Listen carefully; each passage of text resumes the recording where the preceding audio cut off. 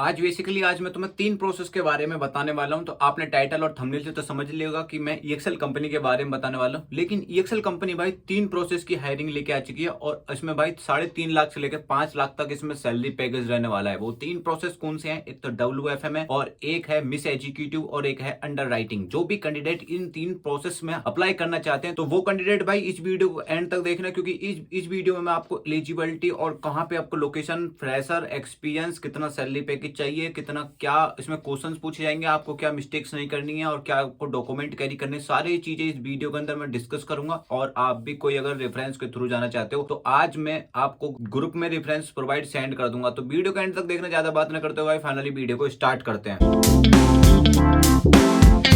Hello दोस्तों, कैसे हो? अच्छे होंगे, सुस्त होंगे, सब रोम रोम दिलता है। सो फाइनली आज तुम्हें भाई मैं एक्सेल कंपनी के बारे में लेकर आ चुका हूं और आज तुम्हें मैं पूरी सिलेक्शन की प्रक्रिया बताऊंगा और एक तुम्हें रियलिटी बताने वाला हूं। जो हायरिंग में जो भाई एचआर वगैरह जो इंटरव्यू वगैरह लेती हैं तो उनमें कितनी रियलिटी रहती है और कौन कैंडिडेट सिलेक्ट हो पाते हैं, सारी चीज वीडियो के अंदर डिस्कस करेंगे। तो सबसे पहले वॉकिंग ड्राइव की बात कर लेते हैं। वॉकिंग ड्राइव जो चलने वाली है, ये चलने वाली है 16 दिसंबर से लेकर भाई 19 दिसंबर तक। यानी कि भाई आज भी वॉकिंग ड्राइव चली है, कल भी चलेंगी, परसों भी चलेंगी और ये 19 तारीख तक चलने वाली है। अब जो भी कैंडिडेट है भाई तैयार हो जाओ, ठीक है। और सबसे पहले बात कर लेते हैं अब टाइमिंग वगैरह कितने बजे से कितने बजे तक रहने वाली है। तो ये टाइमिंग जो रहने वाली है 12:30 बजे तक, ये 1:30 तक, यानी कि 1:30 बजे तक ये वॉकिंग ड्राइव चलने वाली है, ठीक है। जो भी कैंडिडेट है अप्लाई करते हैं। अब समझते हैं कि ये वर्क जो चल रही है हायरिंग, ये WFM या मिस एग्जीक्यूटिव या फिर ये भाई अंडर राइटिंग, ये इनमें वर्क क्या होता है, इसमें होता क्या है। तो एक्चुअली पहले जिस प्रोसेस के लिए हायरिंग चल रही है उस प्रोसेस को समझ लेते हैं कि ये चल क्या रहा है। तो सबसे पहले बात कर लेते हैं कि भाई WFM के लिए, तो आइए चलते हैं समझते हैं। तो WFM का मतलब होता है कि वर्क फोर्स मैनेजमेंट। तो वर्क फोर्स मैनेजमेंट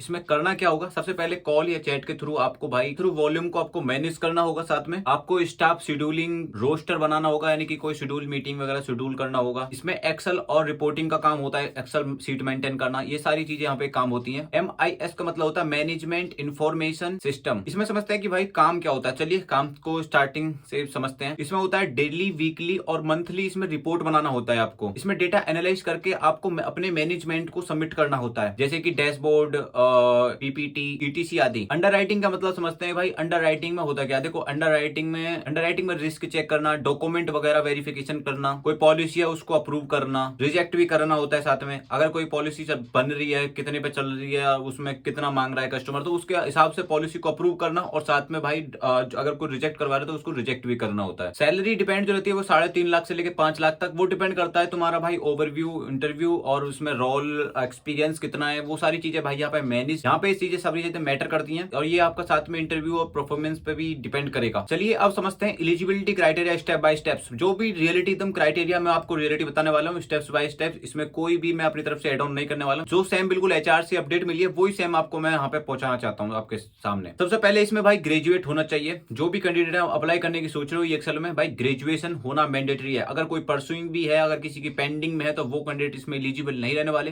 तो इसमें मैंने सिंपल से क्लियर आपको बता दिया है कि आपको ग्रेजुएट होना पड़ेगा और इसमें अप्लाई करने के लिए आपको भाई BCom, BBA, BCA सब चलेंगे, कोई दिक्कत नहीं है। कुछ रोल के लिए भाई बेसिक नॉलेज जरूरी है, जैसे कि स्पेशली जैसे कि MIS मैनेजमेंट इंफॉर्मेशन सिस्टम या फिर WFM। स्टेप नंबर 2 पे आता है एक्सपीरियंस। फ्रेशर वेलकम है जूनियर लेवल पर, लेकिन आपको अगर एक्सपीरियंस है तो एक्सपीरियंस में आपको भाई 2 साल से लेकर या 3 साल का, अगर 1 साल का भी तो तब भी चलेगा, तो लेकिन आपको एक्सपीरियंस होना जरूरी है। यहाँ पे आपके पास 1 से लेकर 3 साल तक का, यानी कि BPO का भी हो या फिर WFM का हो या फिर मिस एग्जीक्यूटिव का हो या अंडर राइटिंग का हो, अगर आपके पास एक्सपीरियंस है तो आप अप्लाई कर सकते हो इसमें। तो मैंने बताया कि भाई जो फ्रेशर लोग हैं वो जूनियर लेवल पे यहाँ पे लिए जाएंगे, लेकिन यहाँ पे जो अगर आपके पास एक्सपीरियंस है तो आपको सीनियर लेवल पे ले लिए जाएंगे, क्योंकि सीनियर एग्जीक्यूटिव की यहाँ पे हायरिंग है और साथ में आपको हायर पैकेज भी इसमें मिल सकता है। मैंने एक पिछली वीडियो में रिसेंट वीडियो डाली थी, जैसे कल डाली थी, तो उसमें बहुत से लोग कंफ्यूज हो गए थे, बोले थे कि भाई फ्रेशर के लिए हायरिंग है नहीं। मैंने क्लियर उस वीडियो में बोला है कि भाई फ्रेशर के लिए हायरिंग है, जो ग्रेजुएट है वो कैंडिडेट भी जा सकते हैं। अब लोगों को कमेंट कर रहे हैं भाई, बोले कि आप कंफ्यूज कर दे, तो अरे भाई इसमें कंफ्यूज वाली बात क्या? अगर आपको कंफ्यूज भी हो रहा है तो आपको मेरे कमेंट करो और मैं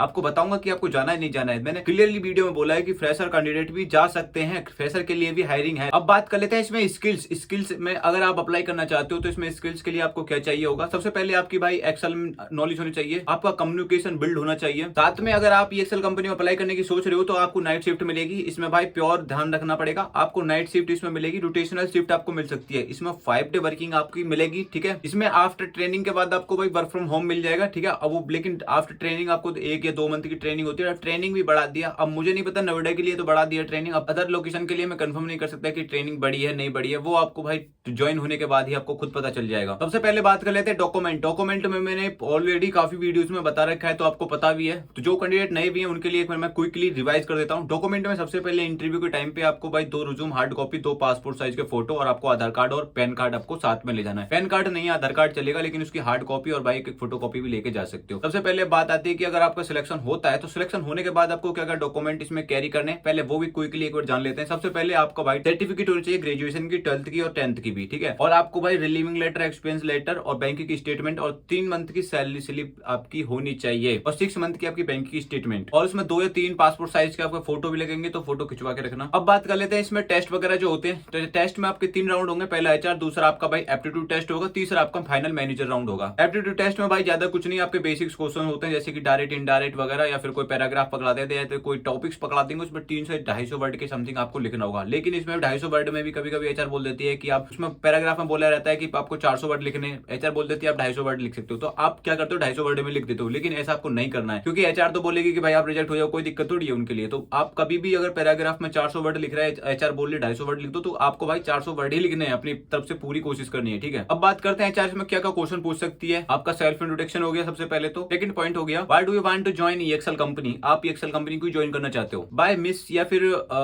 WFM या फिर अंडर राइटिंग क्यों ज्वाइन करना चाहते हो, प्रोसेस, आपकी सैलरी एक्सपेक्टेशन कितनी है ये पूछ सकते हैं, तो बोल सकते हो अकॉर्डिंग योर कंपनी पॉलिसी। यहाँ पे आपका कॉन्फिडेंस लेवल और आपका कम्युनिकेशन चेक करा जा रहा है सिर्फ। अब बात करते हैं मैनेजर राउंड में आपको क्या क्या क्वेश्चन पूछे जा सकते हैं, तो क्या क्या क्वेश्चन आपको तैयार करने वो डिस्कस कर लेते हैं। MIS में आपको रिपोर्ट कैसे बनाते हो, यानी कि मैनेजमेंट इंफॉर्मेशन सिस्टम में आपको रिपोर्ट कैसे बनाते हैं। WFM में आपसे पूछा जा सकता है शेड्यूल क्या होता है, रोस्टर क्या होता है, ये भाई पूछे जा सकते हैं। अंडर राइटिंग में आपसे पूछा जा सकता है रिस्क क्या होता है, और डॉक्यूमेंट आप कैसे चेक करोगे ये आपसे पूछे जा सकते हैं। फाइनल और सिलेक्शन जब ऑफर लेटर आता है तो आपको क्या क्या करना होगा। सबसे पहले आपकी भाई कांग्रेचुलेशन की मेल आती है आपको EXL की तरफ से, फिर आपको ज्वाइनिंग और आपको भाई ट्रेनिंग डिटेल्स मिलती हैं, सैलरी और आपको बेनिफिट्स। EXL कंपनी में ज्वाइन करने से पहले आपको सैलरी और बेनिफिट्स के बारे में जान लेना बहुत जरूरी है, क्योंकि बहुत से बंदे कंफ्यूज रहते हैं कि EXL ज्वाइन करें फिर अदर कंपनी ज्वाइन करें। तो आपको भाई मैं एक बार सैलरी और बेनिफिट्स के बारे में बता देता हूँ। मैंने काफी वीडियोस में पहले बता रखी है EXL में सैलरी कितनी मिल रही है और बेनिफिट्स में क्या क्या मिलते हैं, लेकिन फिर भी एक बार मैं क्विकली इसमें रिवाइज कर देता हूँ आपको। फ्रेशर के लिए भाई सैलरी जो मिलती है भाई 2,20,000 से लेके भाई 3 लाख तक सैलरी पैकेज रहता है, और अगर आपके पास एक्सपीरियंस है 1 साल से लेके 3 साल तक का, तो इसमें 3.5 लाख से लेके भाई 5 या 6.5 लाख तक आपको सैलरी पैकेज मिलता है। वो डिपेंड करता है कि लास्ट कंपनी में सैलरी पैकेज कितना है, उसके अकॉर्डिंग आपको 30% हाइक मिलता है। साथ में आपको shift allowance, performance bonus, PF, ESI वगैरह, और आपको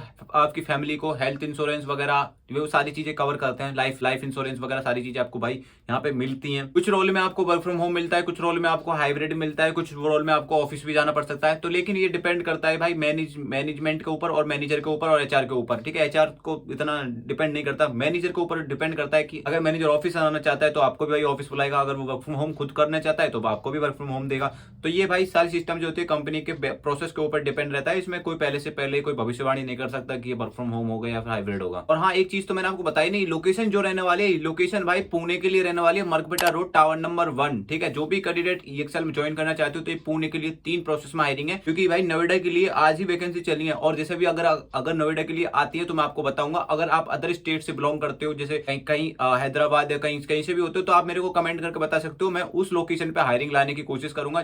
जिसके ज्यादा कमेंट आएंगे मैं उस लोकेशन की हायरिंग लाने की कोशिश करूंगा। अगर आपकी कुछ भी क्वेरीज कमेंट बचता है, आपको प्रोसेसिंग या फिर आपको ज्वाइनिंग से रिलेटेड कोई इशू आ रहा है, तो आप मेरे को कमेंट करके बता सकते हो। मैं आपको पर्सनल भाई राय दे सकता हूँ, आपको गाइडेंस दे सकता हूँ, मेल वगैरह बना के आपको प्रोवाइड कर सकता हूँ कि आप ये मेल करिए। तो अगर आपको कुछ भी इशूज वगैरह आता है या पर्सनल कुछ क्वेरीज वगैरह है तो आप मेरे को कमेंट कर सकते हो, मैं कमेंट बॉक्स में आपको रिप्लाई देने की कोशिश करूंगा। और आप मेरे टेलीग्राम ग्रुप से नहीं जुड़े हो तो भाई टेलीग्राम ग्रुप से भी जुड़ जाना, वीडियो के डिस्क्रिप्शन में लिंक मिल जाएगी। तो जो भी कैंडिडेट मेरे चैनल को फर्स्ट टाइम जुड़े हो तो भाई प्लीज सब्सक्राइब कर लो, और आपको रेफरेंस वगैरह चाहिए तो मेरे टेलीग्राम में ऑब्वियसली यार मिल ही जाएगा। थोड़ा सा स्क्रॉल करना पड़ेगा ऊपर, क्योंकि मैंने काफी टाइम पहले प्रोवाइड किया है, लेकिन मैं फिर भी एक बार प्रोवाइड कर दूंगा दोबारा से, टेंशन मत लो। तुम्हारे लिए फर्स्ट टाइम देख रहे हो तो भाई प्लीज सब्सक्राइब कर लो। तो मिलता है किसी नेक्स्ट ब्लॉग में, तब तक के लिए भाई जय हिंद।